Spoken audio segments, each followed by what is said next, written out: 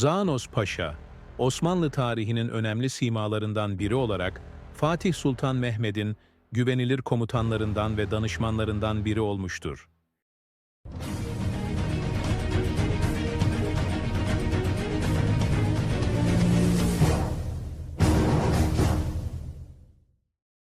Kendisi, Osmanlı Devleti'nin en önemli dönüm noktalarından biri olan İstanbul'un fethi sırasında önemli roller üstlenmiş ve sadakatiyle Fatih'in yakın çevresinde yer edinmiştir.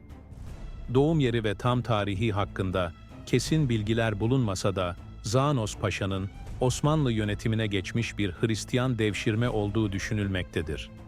Osmanlı Devleti'nde yaygın olan devşirme sistemi sayesinde saraya kazandırılmış, Müslüman olarak yetiştirilmiş ve Osmanlı'nın askeri ve yönetim kadrolarında yükselmiştir. Zağnos Paşa, Osmanlı Devleti'nde dönemin güçlü vezirlerinden biri olarak kısa sürede dikkat çekmiştir. Sadrazam Çandarlı Halil Paşa ile girdiği nüfuz mücadelesinde Fatih Sultan Mehmed'in tarafında yer alarak genç padişahın Osmanlı'nın yükselişi için izlediği stratejik hedefleri desteklemiştir. Halil Paşa'nın ihtiyatlı yaklaşımına karşın, Zağnos Paşa genç sultana her zaman fetih politikasında cesur hamleleri desteklemesi gerektiğini tavsiye etmiştir. Bu sebeple İstanbul'un fethi için yapılan hazırlıkların en önemli destekçilerinden biri olarak öne çıkmış, Fatih'in en güvenilir danışmanlarından biri olmuştur. Zağnos Paşa, 1453 yılında İstanbul'un kuşatılması sürecinde gerek stratejik gerekse askeri anlamda son derece etkin bir rol oynamıştır. Zağnos Paşa'nın fetih sürecindeki görevi kuşatma sırasında Bizans İmparatorluğu'na yapılan saldırıları yönetmek ve Osmanlı kuvvetlerinin koordinasyonunu sağlamak olmuştur. Özellikle Haliç tarafındaki Bizans savunmasının kırılması ve zincirin geçilmesiyle ilgili taktikleri uygulamada etkili olmuştur. Osmanlı'nın kuşatma stratejilerinde denizden saldırı ve karadan yürütülen top atışları gibi yenilikçi taktikler, Zağnos Paşa'nın askeri yönetim yetenekleriyle birleşmiştir. Bu süreçte ordunun lojistik desteğini sağlamak, kuşatma öncesi gerekli hazırlıkları tamamlamak ve İstanbul'un kara surlarına yapılan saldırılarda Fatih Sultan Mehmed'in güvenilir yardımcısı olarak sahada yer almıştır. İstanbul'un fethinden sonra Fatih Sultan Mehmed, Zağnos Paşa'yı Osmanlı yönetiminin üst kademelerine getirmiştir.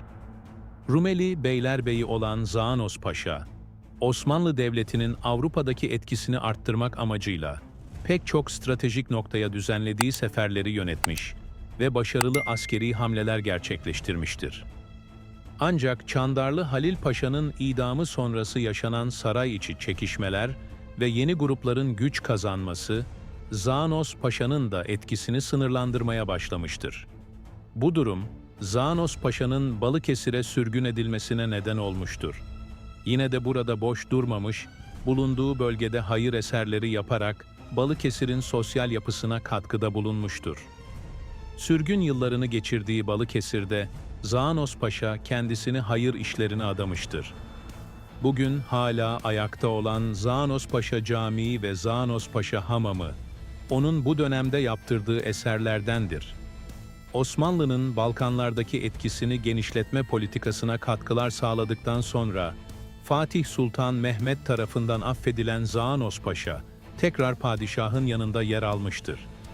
Zağnos Paşa, Fatih Sultan Mehmed'in saltanatının en kritik dönemlerinde etkin bir rol oynayarak, Osmanlı Devleti'nin kaderini değiştiren liderlerden biri olarak tarihe geçmiştir.